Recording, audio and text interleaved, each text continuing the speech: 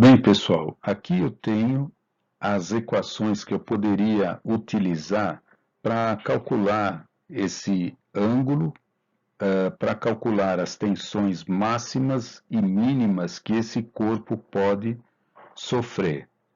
Entretanto, nós vamos utilizar um outro método de resolução, que seria o círculo de Mohr, cuja foto vocês estão vendo aqui, o nosso amigo aqui, que é o Christian Otto Mohr, que era um engenheiro alemão, mas que nasceu em 1835, faz um pouco tempo, né? E faleceu em 1918. Então, o que ele fez? Aquelas fórmulas que eu mostrei no slide anterior para vocês, ele examinou aquelas fórmulas e falou, pô, mas isso daí tem uma relação matemática meio conhecida, e ele pegou aquilo lá e acabou desenvolvendo esse círculo. E através desse círculo, os cálculos para chegar nas tensões máximas, tensão mínima, na tensão de cisalhamento máxima, no ângulo que a peça vai sofrer quando ela for submetida a várias tensões.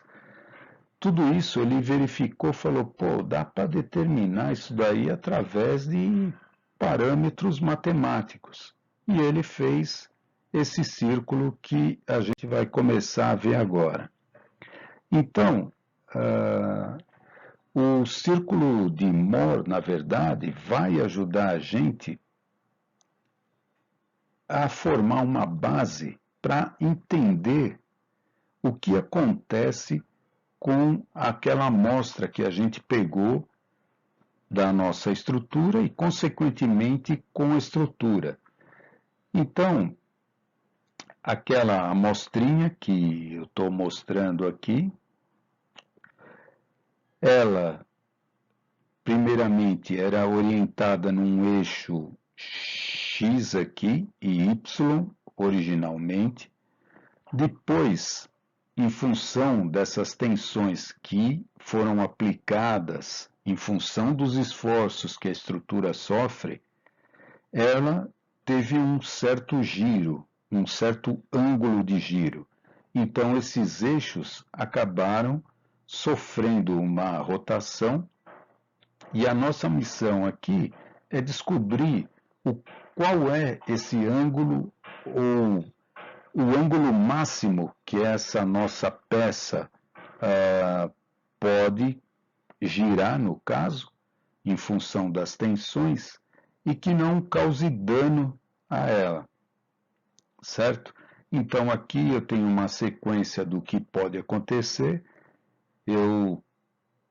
Desse ponto aqui eu peguei, percebi, fiz uns cálculos, vi que a tensão me levou para essa condição, e essa condição é uma condição crítica que acabou trincando o meu material. E com o estudo que eu faço, eu consigo antecipar isso daí. Então, eu colocando um reforço, essa figura aqui representa o seguinte: antes de a peça partir, como estava aqui, eu peguei e fiz o reforço. Então eu estou trabalhando na prevenção ou evitando que aconteça algum dano na minha estrutura.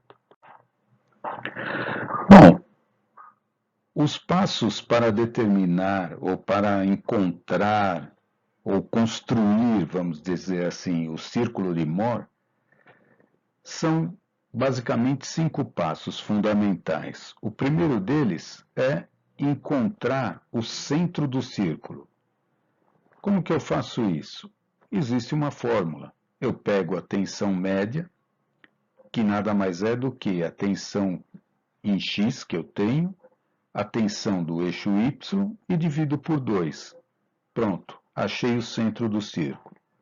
O segundo passo é definir o raio do círculo. O que é o raio? É o raio do círculo, é a metade do diâmetro. Então, para achar o raio, eu vou utilizar a tensão em x menos a tensão em y, dividir por 2, elevar ao quadrado, e mais a tensão de cisalhamento xy ao quadrado. Tudo isso dentro de uma raiz. O que é importante observar é que o raio também coincide, é igual à tensão de cisalhamento máxima. Isso daí a gente vai acabar vendo num exercício. O terceiro passo seria definir as coordenadas das tensões que atuam no elemento. Então, em qual orientação ela se encontra? Então, eu teria que marcar esses pontos x, que é a tensão em x, e aqui menos a tensão de cisalhamento. Nesse outro caso, y, eu teria a tensão em y e a tensão de cisalhamento. Esses são os pares e esses são os pontos que eu vou encontrar para poder traçar vamos dizer assim, o nosso raio. O quarto passo vai ser encontrar as tensões principais, que são as mínimas e as máximas. De que jeito? Eu pego a tensão média e somo com o raio, e pego a tensão média e subtraio o raio. Então, eu teria a tensão máxima e a mínima. O quinto passo seria a determinação de encontrar o ângulo, que seria a nova orientação que o meu plano sofreria em função dos esforços que o elemento sofre, certo? Das tensões geradas pelos esforços. Aqui eu tenho uma outra representação. Eu tinha falado que o nosso amigo Mohr, ele chegou a esse arco através das definições matemáticas. Então aqui existem alguns rabiscos aí, talvez não dê para ver muito bem, mas o que é importante é que aqui existe, eu vou fazer de vermelho aqui, existe um triângulo, certo? Onde eu tenho uma hipotenusa, tenho um ângulo reto aqui, né? Eu tenho um cateto desse lado, outro cateto desse lado, e esse ângulo. Ou seja, se eu quero calcular esse ângulo, eu posso calcular através do seno, do cosseno ou da tangente. Então, todos esses valores do centro, os valores aqui dessa ponta onde é a tensão máxima, a mínima, e aqui onde é a tensão máxima, podem ser encontrados bem mais fácil do que os cálculos que a gente poderia fazer, e também o ângulo, ele vai ser bem mais fácil de ser calculado em função de quando a gente montar o nosso círculo de Mohr em algum exercício.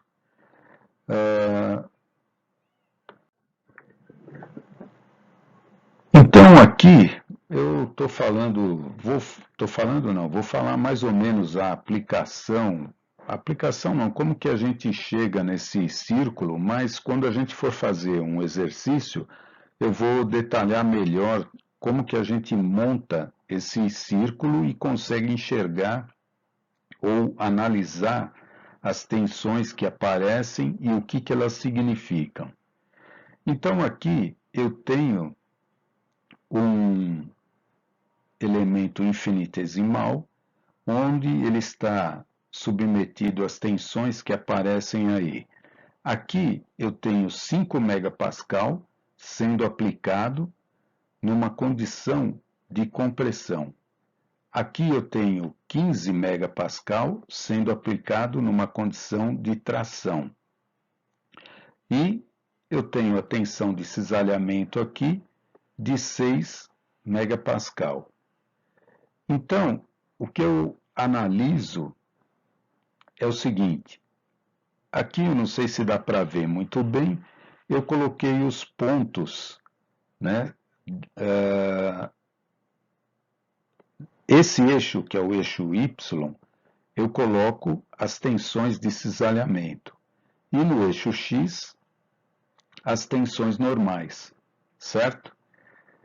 Então, aqui eu coloquei, como eu tenho 15, e se vocês observarem aqui a flecha, significa que essa tensão está provocando uma tração no corpo. Então, como a gente viu em aulas anteriores, quando um corpo é submetido a uma força de tração, essas forças são consideradas positivas. E quando ele é submetido a uma força de compressão, que é o caso dessa daqui, elas são consideradas negativas.